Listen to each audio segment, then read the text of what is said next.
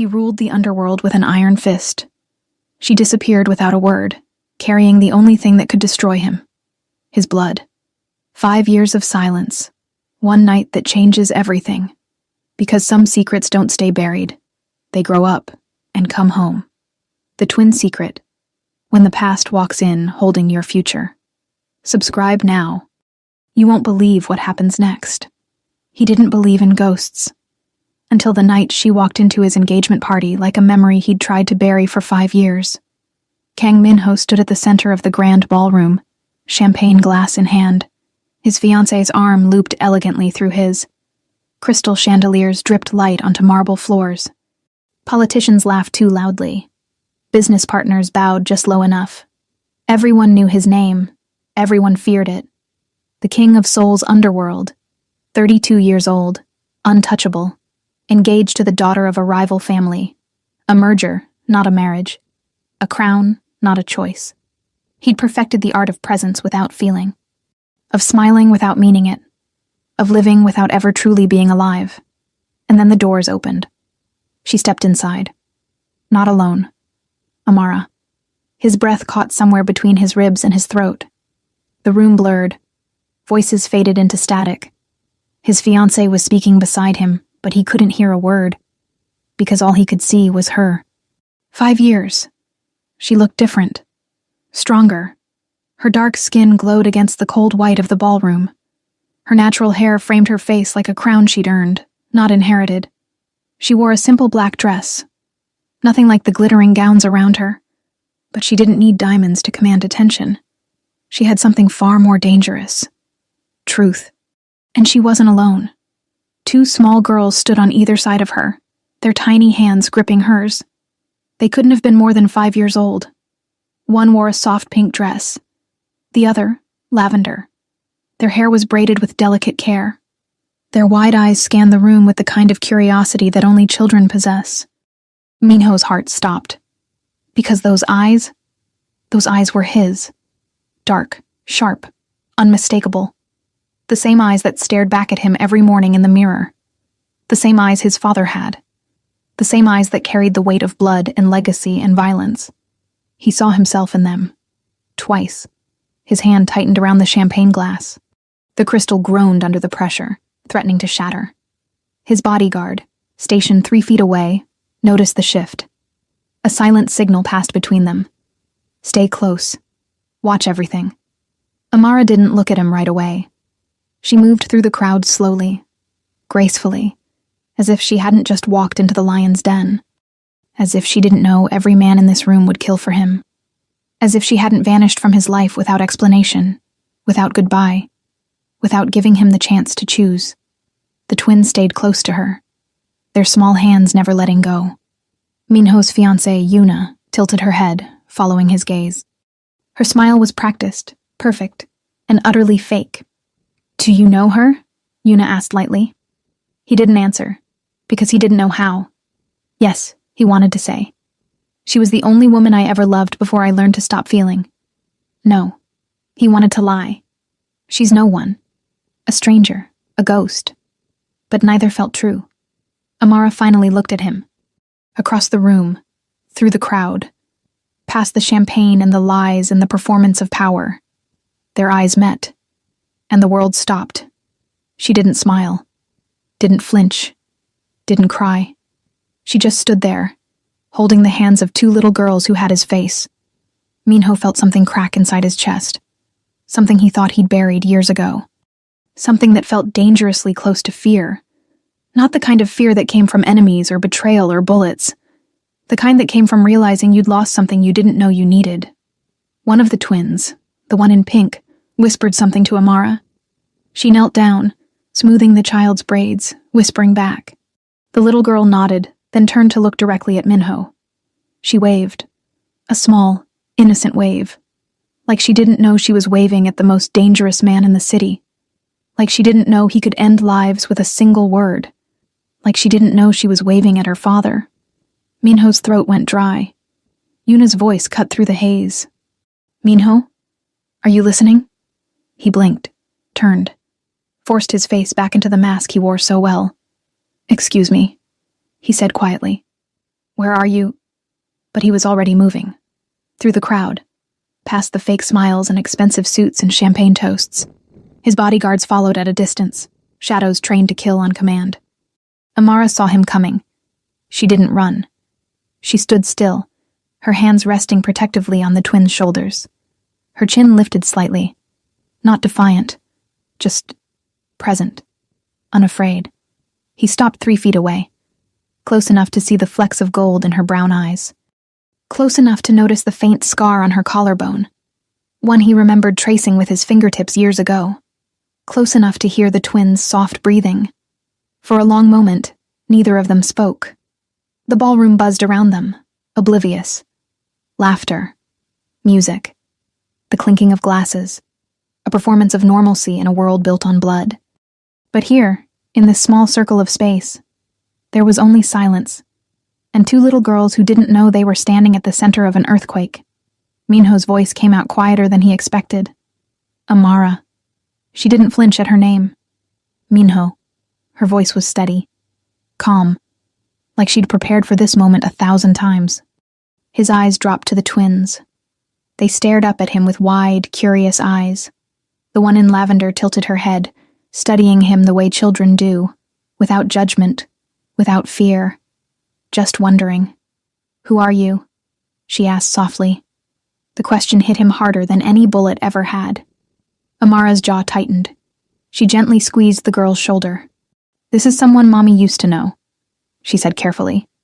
Used to know. Past tense. Like he was history. A chapter she'd closed. Minho's gaze lifted back to Amara. His voice dropped lower, edged with something dangerous. "We need to talk." "I know. Now. Not here." "Then where?" She glanced at the twins, then back at him. Her eyes held something he couldn't quite name. Regret? Resolve? Protection? "Tomorrow," she said quietly. "Alone." "You disappeared for 5 years," he said, his voice barely controlled. "You don't get to set the terms. I do when they're involved." She looked down at the girls, her expression softening. "They don't know who you are, Minho. And I need to keep it that way until I'm sure." "Sure of what?" She met his eyes again. "That you won't destroy them the way this world destroyed you." The words landed like a blade between his ribs. He wanted to argue, to demand answers, to tear apart the 5 years of silence and find out why she left, why she never told him, why she thought she had the right to keep his children from him. But he couldn't, because deep down, he knew she was right. This world had destroyed him, and he didn't know if he had anything left inside worth giving to them. Amara took a small card from her purse and pressed it into his hand. Her fingers brushed his palm for just a second, a touch that felt like memory and warning all at once. "Tomorrow, 3 p.m. Come alone." Then she turned, gently guiding the twins toward the exit. Minho stood frozen, the card burning in his hand, watching the only thing that had ever mattered to him walk away. Again. Behind him, Yuna's heels clicked closer. "Who was that?" she asked, her tone sharper now. Minho didn't answer. He just stared at the door where Amara and the twins had disappeared. And for the first time in 5 years, the king of the underworld felt powerless. Minho didn't sleep. He stood at the floor-to-ceiling windows of his penthouse. The city sprawled below him like a kingdom he'd bled to build. Neon lights flickered. Traffic hummed. Somewhere out there, people lived normal lives, went to work, kissed their children goodnight, believed in things like safety and tomorrow. He'd stopped believing in tomorrow a long time ago. But tonight, he couldn't stop thinking about it. Because tomorrow, he would see her again. And them, his daughters. The word felt foreign in his mind. Dangerous. Like a weapon he didn't know how to hold. He'd killed men. Buried secrets. Built an empire on fear and silence. But fatherhood? That was a war he'd never trained for. His phone buzzed on the glass table behind him. He ignored it. Yuna had called 17 times since the party. His second-in-command had sent 14 messages. The family wanted answers. His fiancée wanted explanations. He had none to give. Because how could he explain that his entire world had shifted the moment 2 little girls waved at him? The card Amara had given him sat on the table, its edges sharp and white against the dark surface. Café Noir. 3 p.m. Come alone. He picked it up, running his thumb over the embossed letters. She'd always loved that place. A small, quiet cafe tucked between bookstores and art galleries. The kind of place where people talked about dreams instead of deals, where the world felt softer. It was the last place anyone would look for him. Smart. She'd always been smart. Smarter than him in all the ways that mattered. He'd loved her for that once. For the way she saw through his armor. For the way she made him feel human when the rest of the world saw him as a monster. And then she was gone. No note. No explanation. Just gone. He'd searched for her. Burned through every contact, every favor, every thread of power he had. But Amara had vanished like smoke. Like she'd never existed at all. He'd told himself he didn't care. That she was weak for leaving. That he was better off alone. But he'd kept her photo. Hidden in a drawer he never opened. A reminder that once, just once, someone had looked at him and seen something worth saving. Now she was back. With 2 pieces of him he didn't know existed. His chest tightened. He thought of the way the twin in pink had waved. Innocent. Trusting. Unaware that the man she was waving at had blood on his hands that would never wash clean. They don't know who you are. Amara's words echoed in his mind. And for the first time in years, Minho wasn't sure if that was mercy or cruelty. The next day, he left his guards behind. It was reckless. Stupid, even. A man like him didn't move through the city unprotected. Enemies lingered in every shadow. Rivals waited for moments of weakness. But he couldn't bring his world into hers. Not yet. He arrived at Café Noir 10 minutes early, dressed in black jeans and a simple coat. No tailored suits. No visible power. Just a man trying to blend into a life he'd never lived. The cafe was warm. Soft jazz played from invisible speakers. The scent of coffee and cinnamon hung in the air. A few customers sat scattered at tables, lost in books or quiet conversations. It felt like another planet.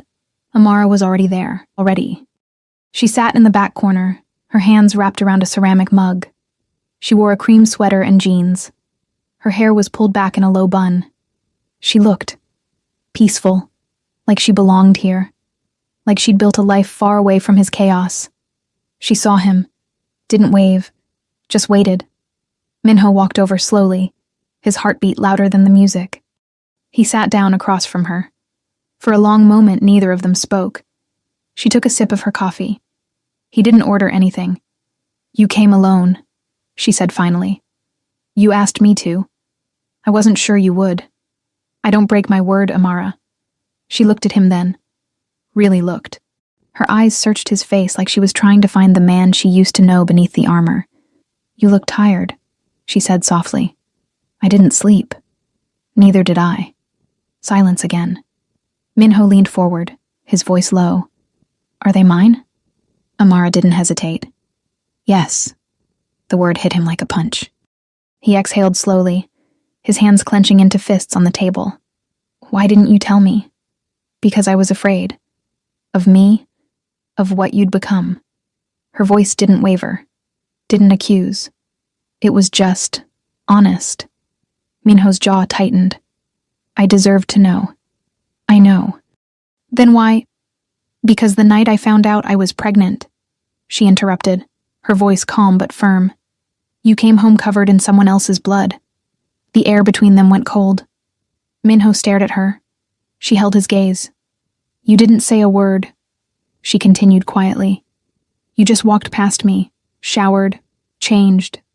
And then you told me you had a meeting, like it was nothing, like death was just another Tuesday. He remembered that night.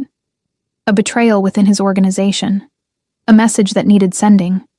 He'd handled it personally. He'd thought she was asleep when he came home. I couldn't bring children into that world, Minho, Amara said, her voice breaking just slightly. I couldn't watch them grow up thinking violence was normal. That fear was love. That power was worth more than people. So you ran. I survived. You took them from me. I saved them from you. The words should have hurt, but they didn't. Because deep down he knew she was right. Minho leaned back, his throat tight. What are their names? Amara softened. Just a little. Zara and Amina. He repeated the names silently, letting them settle in his chest. Zara, Amina, his daughters. Do they ask about me? He asked quietly. They ask about their father, Amara said. I told them he's far away, that he loves them, but can't be with them right now. You lied. I protected them. Minho's hands trembled. He pressed them flat against the table to stop it. I want to meet them, he said. Properly. Amara hesitated. Minho, I'm not asking Amara. They're my daughters. I have a right. Rights? Her voice sharpened. You live in a world where people disappear for crossing you, where loyalty is bought with fear, where your enemies would use them as leverage the second they found out. You think you have rights? I can protect them. From everyone but yourself. The accusation hung in the air. Minho's voice dropped to a whisper. I would never hurt them. Not intentionally, Amara said softly. But your world will. She stood, slinging her bag over her shoulder. I didn't come back to hurt you, Minho. I came back because they deserve to know where they come from. But I won't let them be collateral damage in your war. Then what do you want from me? She looked at him one last time. I want you to prove you're more than the king of the underworld. And if I can't, she smiled sadly, then we'll disappear again. You won't get far. I got 5 years. And with that, she walked out. Minho sat alone in the cafe, surrounded by warmth and light and normalcy. And for the first time in his life, he didn't know how to win. He could have stopped her. One word to his men, and Amara would never leave the city again. He could have her watched, followed, controlled. But he didn't. Because somewhere beneath the empire and the violence and the crown of fear, there was still a man who remembered what it felt like to love her. And that man knew she was right. So instead, Minho did something he hadn't done in years. He waited. Days passed. Then a week. No calls. No messages. Just silence. His organization buzzed with tension. Yuna demanded answers. His father's oldest allies whispered about weakness. Enemies circled like wolves sensing blood. But Minho didn't care. For the first time in his life, the Empire felt smaller than the weight of 2 little girls he'd only seen once. Then, on the 8th day, his phone rang. Unknown number. He answered immediately. Minho. Amara's voice. He closed his eyes, relief flooding through him. I'm listening. Saturday, the park near the river, 10 a.m. We'll be there. Both of them? Yes. His heart clenched. Will you tell them who I am? A pause. Not yet, but I'll introduce you as someone important. It wasn't enough, but it was a start. I'll be there. Minho? Yeah? Don't bring your world with you. The line went dead. Saturday morning arrived cold and bright. Minho stood at the edge of the park, hands in his coat pockets, watching families scatter across the grass. Children chased each other. Parents pushed swings. Dogs barked joyfully. It was a world he'd forgotten existed. He spotted them near the pond. Amara sat on a bench, her face tilted toward the sun. Zara and Amina crouched by the water's edge, tossing breadcrumbs to a cluster of ducks. They looked so small, so fragile, so completely unaware of the man watching them from the shadows. Minho's chest tightened. He'd faced enemy syndicates, survived assassination attempts, built an empire from ash and blood. But walking toward his daughters felt like the most dangerous thing he'd ever done. Amara saw him first. She stood slowly, her expression unreadable. Minho stopped a few feet away, his eyes locked on the twins. Zara? Amina? Amara called gently. The girls turned. And once again, Minho saw himself staring back. Zara, the one in pink, smiled immediately, bright and open. Amina, quieter, more cautious, just watched. Girls, this is someone Mommy knows, Amara said carefully. His name is Minho. Zara waved, the same innocent wave from the party. Hi, Minho. He swallowed hard. Hi, Zara. Her eyes widened. You know my name. Your mom told me. Amina stepped closer to Amara, her small hand gripping her mother's jeans. "Are you Mommy's friend?" she asked softly. Minho knelt down, bringing himself to their eye level. "I used to be," he said quietly. "A long time ago." Zara tilted her head, studying him. "You look sad." The observation hit him like a blade. "Do I?" She nodded seriously. "Like the prince in the story Mommy reads us. He's alone in a big castle." Minho glanced up at Amara. She looked away. "Maybe I am a little sad," Minho admitted. "Why?" Zara asked. "Because I missed 5 years of your life. Because I didn't know you existed. Because I don't know how to be anything other than what I am." But he couldn't say any of that. So instead, he smiled, small, uncertain. "Because I haven't fed ducks in a very long time." Zara's face lit up. "You can help us." She grabbed his hand without hesitation. Minho froze.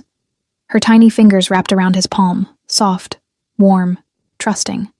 He'd held guns in this hand, signed death warrants, built walls so high nothing could reach him. And now, a 5-year-old girl was pulling him toward a pond, like it was the most natural thing in the world. Amina followed more slowly, still cautious. Amara stayed on the bench, watching. For the next hour, Minho fed ducks. He listened to Zara chatter about her favorite cartoons. He watched Amina carefully organize breadcrumbs into perfect piles before tossing them. He learned that Zara loved pink and wanted to be a dancer, that Amina liked books and drew pictures of stars. And for the first time in years, the world felt quiet. Not empty, just peaceful. Eventually, the twins ran off to chase butterflies. Minho stood beside Amara, both of them watching in silence. "They like you," she said softly. "They don't know me." "They don't know what you've done," Amara corrected. "But they know what they feel. Kids are good at that." Minho's voice dropped. "I don't know how to do this, Amara." "Do what?" "Be this." She looked at him. "A father?" He nodded. Amara sighed. "You think I knew how to be a mother? I was terrified. Still am most days. But you're good at it. Because I chose them over everything else," she said quietly. "Over fear, over pride, over you." The last 2 words stung. But they were true. "I can't just walk away from my world," Minho said. "I'm not asking you to. I'm asking you to build a new one. You don't understand what that would mean. Then help me understand." He turned to face her fully. "If I step back, people will see it as weakness. Rivals will move. Allies will question. The empire I built will crack. And when it does, everyone I've ever wronged will come for me. And they won't just come for me, Amara. They'll come for anyone I care about. Then protect us," she said simply. "How?" "The same way you've protected everything else you've built. With strategy, with power. But this time," she paused, her eyes searching his. "Do it for the right reasons." Before he could answer, Zara came running back, breathless and laughing. "Minho, Minho, look!" She held up a tiny yellow flower she'd picked. "It's for you," she said, beaming. Minho took it carefully, like it was made of glass. "Thank you, Zara."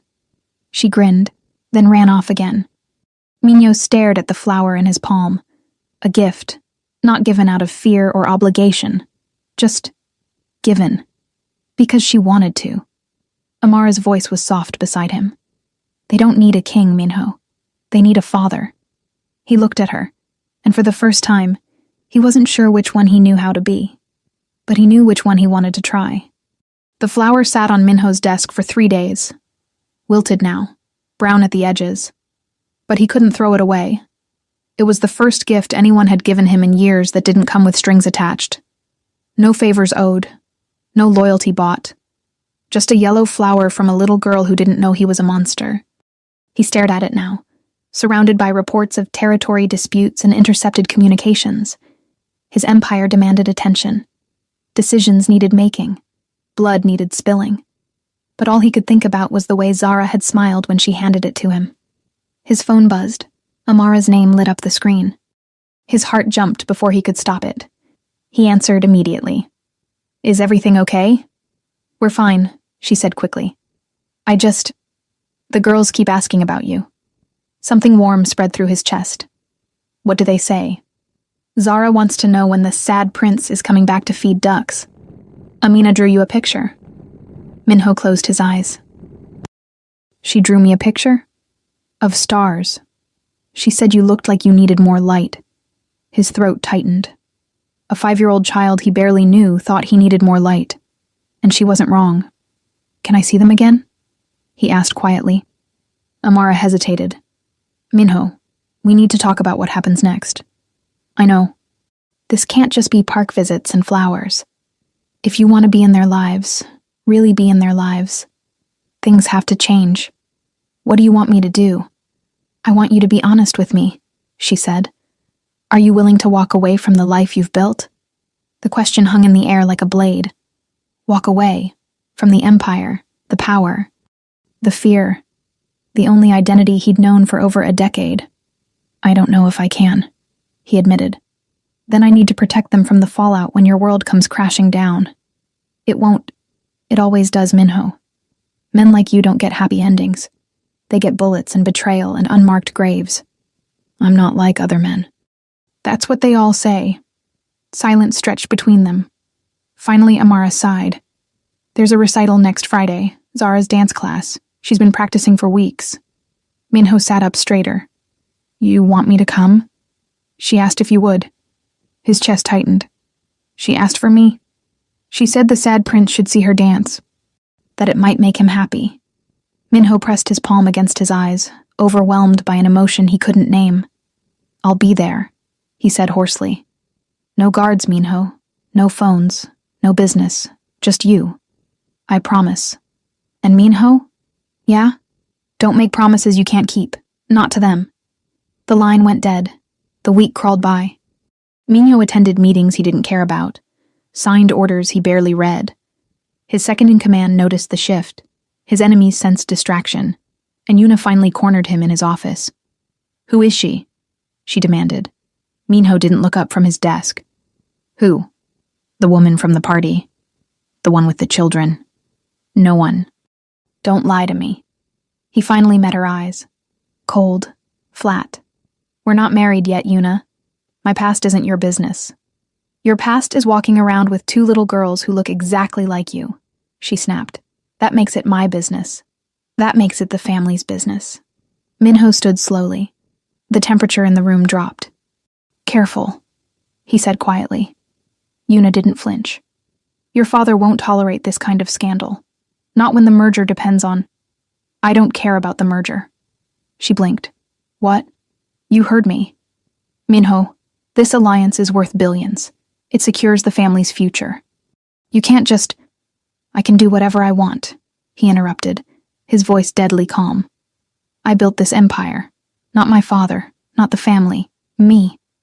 And if I decide to burn it all down, no one can stop me. Yuna stared at him like she was seeing a stranger. You've changed, she whispered. No, Minho said quietly. I'm just remembering who I was before I became this.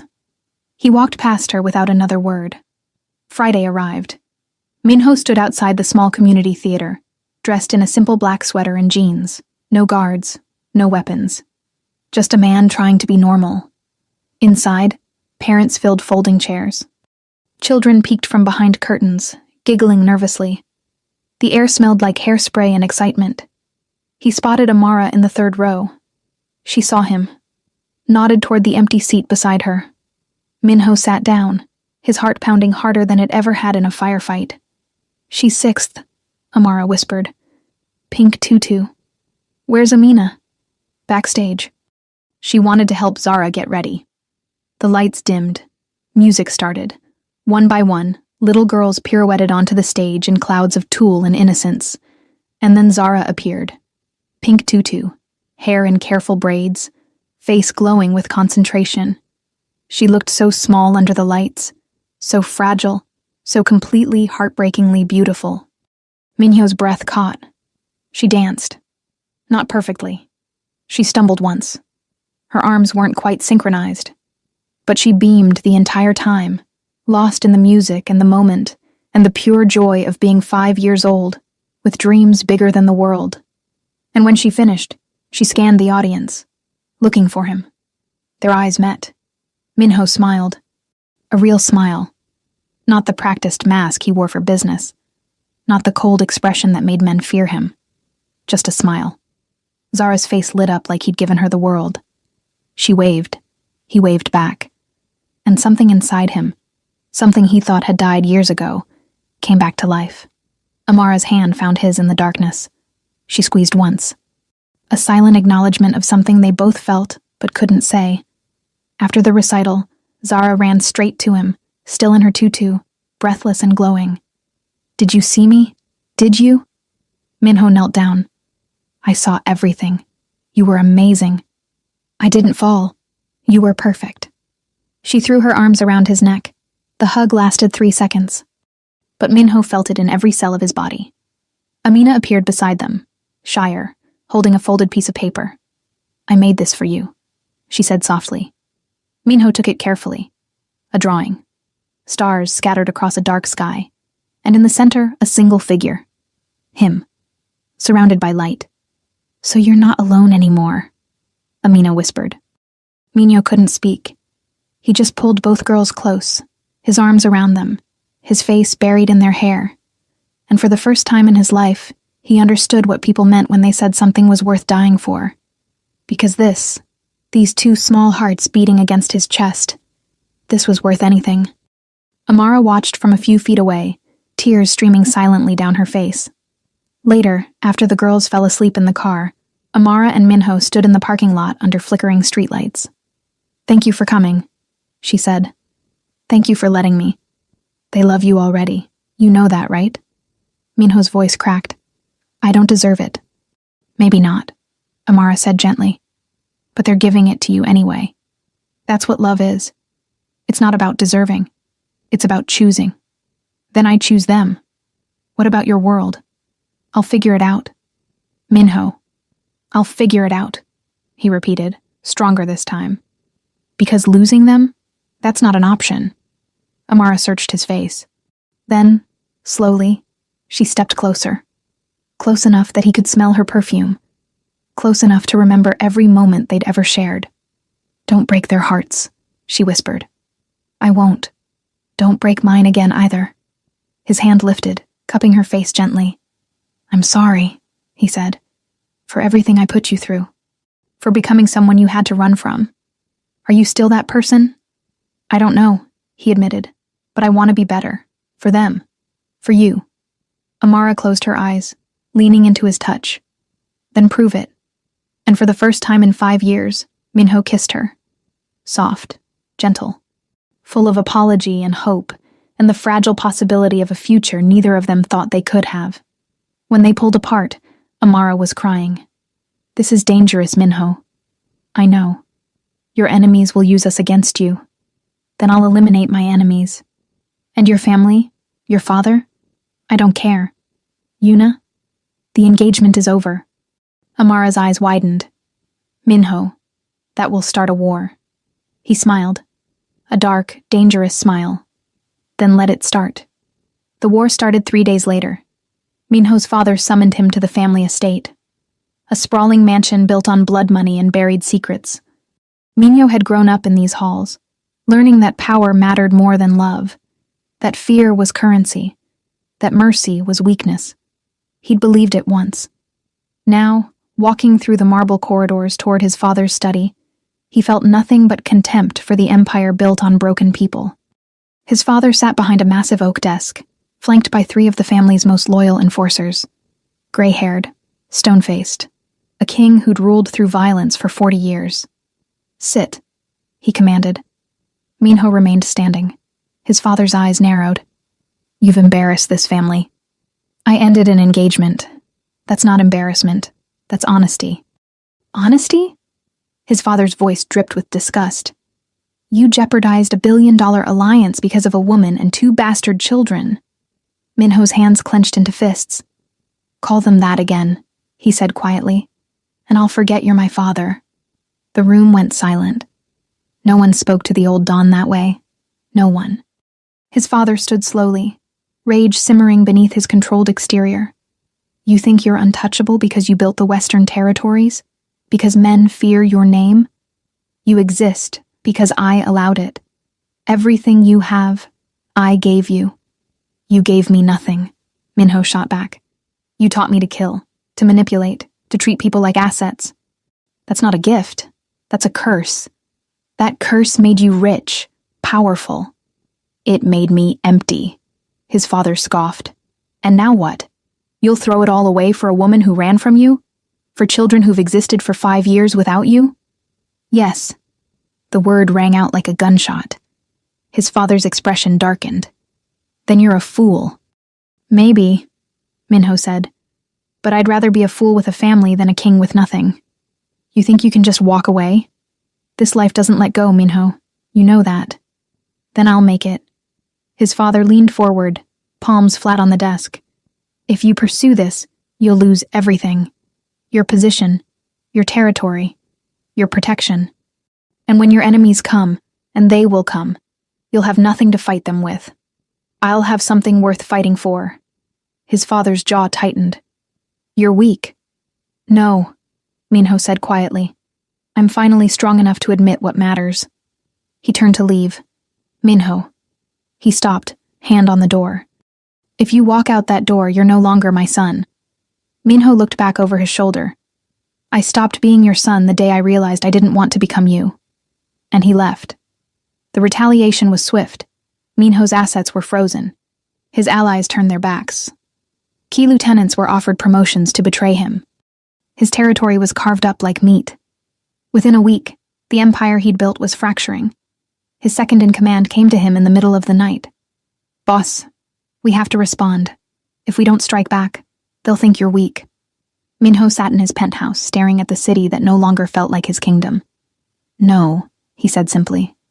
No? Boss, they're dismantling everything. I know. Then we fight. No. His second-in-command stared at him, disbelief written across his face. What happened to you? He whispered. Minho smiled sadly. I remembered what I was fighting for, and it wasn't this. So you're just giving up? I'm choosing something better. The man shook his head. You're going to get yourself killed. Maybe, Minho said, but at least I'll die for the right reasons. Amara found out about the collapse through a news report. Crime lord Kang Minho's empire crumbles amid family dispute. She called him immediately, panic in her voice. Minho, what's happening? The news. I'm handling it, he said calmly. Handling it? They're saying you've lost everything. I haven't lost everything. Your father disowned you. Your allies abandoned you. Your enemies are circling. How is that not losing everything? Because I still have you, he said quietly. And I have them. Amara went silent. Minho. I meant what I said, Amara. I choose them. I choose you. Whatever happens next, I'll face it. But I won't go back to being the man I was. They'll kill you. Then I'll die knowing I tried to be something more. That's not good enough. Her voice cracked. The girls need you alive, not martyred. Then help me, he said. Help me build something new. Something that doesn't require blood to stand. How? I don't know yet, he admitted. But I can't do it alone. Amara closed her eyes, tears streaming down her face. This is insane. I know. We could all die. I know. But you're doing it anyway. I'm doing it anyway. She laughed through her tears. A broken, disbelieving sound. You're either the bravest man I've ever known or the most reckless. Probably both. A pause. Then softly. The girls asked about you today. What did they say? Zara wanted to know if the sad prince found his happy ending yet. Minho's throat tightened. What did you tell her? I said he's working on it. Am I? Amara's voice was barely a whisper. I think you might be. That night, Minho made a decision. He called a meeting with his remaining loyalists, 5 men. The only ones who hadn't sold him out when his father turned against him. I'm leaving the organization, he told them. Shock rippled through the room. Boss, you can't. I can. And I am. He looked at each of them. I'm offering you a choice. Come with me and help me build something legitimate, or stay and serve my father. I won't hold it against you either way. One by one, they chose. 3 stayed, 2 left. It was enough. What do we do now? One of them asked. Minho pulled out a folder. Plans he'd been drafting for weeks. Legitimate businesses. Security consulting. Private protection for people who actually needed it. We go clean, he said. We take everything we know about this world and use it to protect people from it. That's actually brilliant. It's also dangerous, Minho warned. My father won't forgive this. Our old enemies will see us as weak. We'll be targets for a long time. So nothing changes except we get to sleep at night. Minho smiled. Exactly. They got to work. 2 weeks later, Amara brought the girls to his new office. Not a penthouse, not a fortress. Just a small, clean space in a building downtown. Legitimate, legal, safe. Zara ran in first, eyes wide with curiosity. Is this where you work now? It is. It's smaller than the castle. Minho knelt down. Castles are cold, Zara. I wanted somewhere warm. She considered this seriously. That's smart. Amina walked in slower, holding Amara's hand. But when she saw Minho, she let go and walked to him, holding out another drawing. This one showed 3 figures holding hands under a bright sun. That's you, me, and Zara, she explained. And Mommy's taking the picture. Minho's eyes burned. It's perfect, he whispered. Amara watched from the doorway, her heart full and breaking at the same time. So, she said softly, what happens now? Minho stood, looking at the 3 of them. His family. Not the one he was born into. The one he chose. Now, he said, we build something better. And for the first time in his life, Minho believed in tomorrow. 3 months later, Minho's new life had a rhythm. Wake up at dawn. Coffee. Review security contracts. Lunch with Amara and the girls twice a week. Evening walks in the park where he first held Zara's hand. It was quiet, normal, and terrifying in its simplicity. Because every day he waited for the other shoe to drop. For his father's retaliation. For old enemies to find him vulnerable. For the world he'd left behind to drag him back down. But the days turned into weeks. And the weeks turned into something that almost felt like peace. Almost. He was in his office when the call came. Unknown number. He almost didn't answer. But instinct, the kind forged in a life where one missed call could mean death, made him pick up. Minho. The voice on the other end was cold, familiar. His father. You've been quiet, the old man said. I've been busy. Building your little redemption project. Something like that. A pause. Then, you think you can outrun what you are? I'm not running, Minho said calmly. I'm choosing a different path. There is no different path. This life, our life, it's in your blood. You can pretend to be something else, but eventually you'll remember who you really are. I already know who I am. Do you? His father's voice turned sharp. Because the man I raised would never abandon his empire for sentimentality. Then you don't know me at all. Silence stretched between them. Then his father spoke again, quieter this time. She's making you weak. She's making me human. Same thing. Minho's jaw tightened. Why are you calling? To give you one last chance. Come back. Marry Yuna. Reclaim your position. And I'll forget this embarrassment ever happened. No. Think about what you're giving up. I'm not giving up anything, Minho interrupted. I'm gaining everything that actually matters. You're going to regret this. Maybe, Minho said, but at least it'll be my choice. He hung up. His hands were shaking, not from fear, from the realization that for the first time in his life, he'd stood up to the man who'd shaped him into a weapon, and survived. That evening he picked up Zara and Amina from school. It had become his favorite part of the day. Watching them run toward him, backpacks bouncing, faces glowing with the uncomplicated joy only children possess. Minho! Minho! Zara crashed into him, wrapping her arms around his waist. Guess what? What? I got a gold star in reading! That's amazing! Amina appeared beside them, quieter as always, but smiling. I got one too, she said shyly. Minho crouched down, pulling them both close. I'm so proud of you. Zara pulled back, studying his face with that uncanny perception children sometimes have. You look sad again, she said. I'm not sad. Then why do you look like the prince before he finds the princess? Minho glanced over their heads. Amara stood a few feet away, watching him with an expression he couldn't quite read.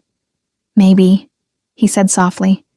The prince is still figuring out if he deserves the princess. That's silly, Zara declared. Of course he does. How do you know? Because the princess wouldn't love him if he didn't. Out of the mouths of children. Minho stood, taking each girl's hand. Come on, let's get ice cream. Mommy said we have to eat dinner first. Mommy's not here right now.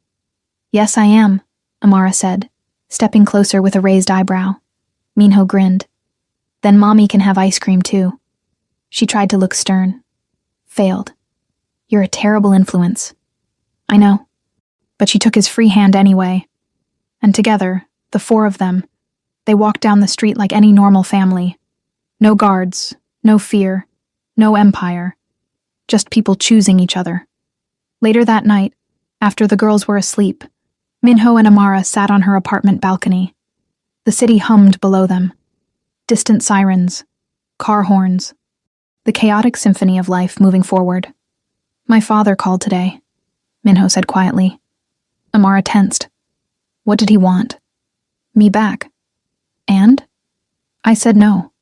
She looked at him, searching his face. Do you regret it? Not even a little. What about when things get hard? When money gets tight? When you miss the power? I won't. How can you be sure? Minho turned to face her fully. Because I spent 10 years building an empire that meant nothing. And 3 months building a life that means everything. Amara's eyes glistened. You've changed so much. You gave me a reason to. The girls. Not just them, he interrupted gently. You. She looked away. Minho, I never stopped loving you, Amara. Even when you were gone. Even when I convinced myself I didn't care. You were always there. In every decision. Every regret. I thought you hated me for leaving. I tried to. He admitted. But I couldn't. Because you were right to go. You saw what I was becoming before I did. And now? Now I want to be the man you thought I could be. Amara's voice broke. What if you can't? Then I'll die trying. She laughed through her tears. You're so dramatic. I learned from the best. She shoved him lightly. He caught her hand, and slowly, carefully, he pulled her closer. I'm not the same man I was, he whispered. But I'm not done becoming who I want to be either. So I'm asking you. He took a breath. Will you give me another chance? Not for what we were, for what we could be. Amara looked at him for a long moment. At the man who'd destroyed empires, who'd walked away from power for 2 little girls, who looked at her like she was the only thing holding him to the light. On one condition, she said. Anything. No more secrets, no more walls. If we do this, if we try again, I need all of you. Not just the parts you think are safe to show. Even the broken parts, especially those. Minho nodded slowly. Deal. And he kissed her. Not like the first time, desperate and apologetic. This was different. This was a promise. A beginning. A choice to build something new from the ashes of who they used to be. When they finally pulled apart, Amara was smiling. The girls are going to be impossible when they find out, she said. Find out what? Oh, that their sad prince finally got his happy ending. Minho laughed. Is that what this is? I don't know, she admitted, but I think we're going to find out together. 6 months later, the new security firm was thriving. Legitimate clients, clean money. Minho's reputation, both the fear it inspired and the skills that earned it, translated surprisingly well into private protection. He wasn't rich anymore. Not like before. But he was free. And more importantly, he was home for dinner every night. Zara had started calling him Daddy 3 months ago. Amina took longer. Cautious. Careful. Always watching before she leaped. But last week, she'd crawled into his lap while he was reading reports and fallen asleep there. And when he tried to move her to bed, she'd tightened her little arms around his neck and whispered, "Don't go, Daddy." He'd cried. Right there in the living room, holding his daughter, letting 5 years of grief and guilt and missed moments wash over him. Amara had found him like that. She didn't say anything, just sat beside him and held his hand. Now, standing in the small house they'd moved into together, nothing like the penthouse, but full of warmth and laughter and life, Minho watched his daughters chase each other through the backyard. Amara stepped up beside him, slipping her hand into his. "Do you miss it?" she asked. "The power, the empire." Minho thought about it, really thought about it. Then he looked at Zara, showing Amina how to do a cartwheel. At the sound of their laughter, at the way the evening sun caught in Amara's hair, at this small, imperfect, beautiful life they'd built. "No," he said simply. "I don't miss it at all." Amara smiled. "Good answer. It's the truth. I know." She leaned her head against his shoulder, and together they stood there, watching their daughters play. No guards, no fear, no empire, just family, the only kingdom that mattered. But peace never lasts forever, because 3,000 miles away, in a dark office overlooking a different city, a man picked up a phone. "I found him," he said. A pause. "And the family?" "Wife, 2 daughters. Perfect." The line went dead. And in the shadows, old debts began to call, because Minho had walked away from his empire, but his empire hadn't forgotten him. End of episode 1. Did you feel that ending? Because Minho thought he was safe. He thought choosing love would be enough. But what happens when the ghosts of his past come for the only thing he can't afford to lose? Part 2 is loaded with twists that will break you.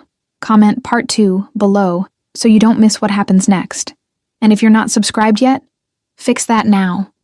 Because when his enemies discover his daughters exist, everything he sacrificed will be tested.